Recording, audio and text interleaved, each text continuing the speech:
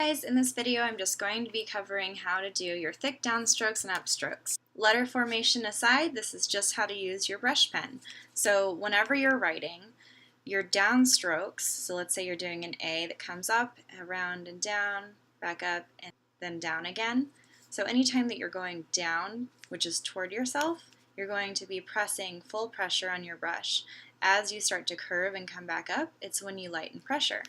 So your downstrokes and then your upstrokes. So for your A, it would look like this. So see up, so light hairline stroke right about here. Right about here is where that transitions into a bold downstroke and then transitions back up into that light hairline stroke, and then the same thing right here. A good practice for brush pens are basic strokes.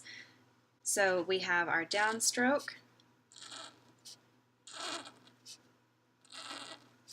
which is also full pressure. We have our upstroke, which is that light hairline. And I would recommend just practicing these strokes, the basic strokes. And then we have our overturn. So that's going to start with our upstroke, curve around, and then go into our downstroke. So it will let you practice that transition. And then we also have our understroke, which will begin with our downstroke, transition upward. So just about where this corner and this corner meet are the perfect area to begin your transition into either your heavier downstroke or your lighter upstroke. And then we have our entry stroke, so for letters like that. So this would be an entry stroke. If you're connecting it to another letter, it wouldn't curve over like this. It would actually just continue here into your next letter. So entry stroke.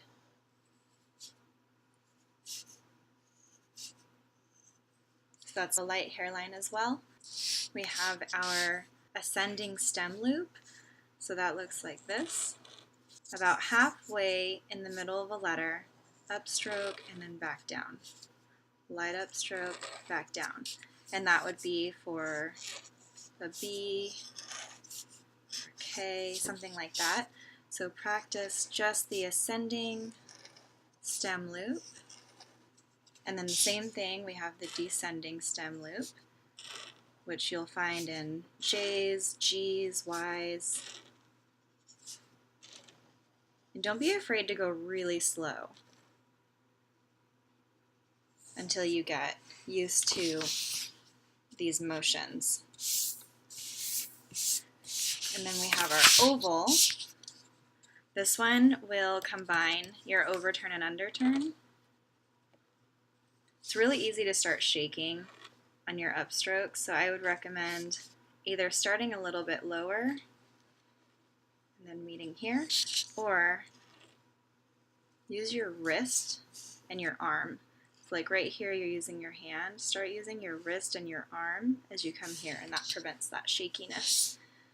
And then lastly we have our compound curve, which is also connecting your overturn and underturn, and it just looks like this. And you can start with your downstroke, curve up into your upstroke, and then downstroke again, or you can start with your upstroke. And I would try practicing both of these. And that's it. Those are your basic brush strokes.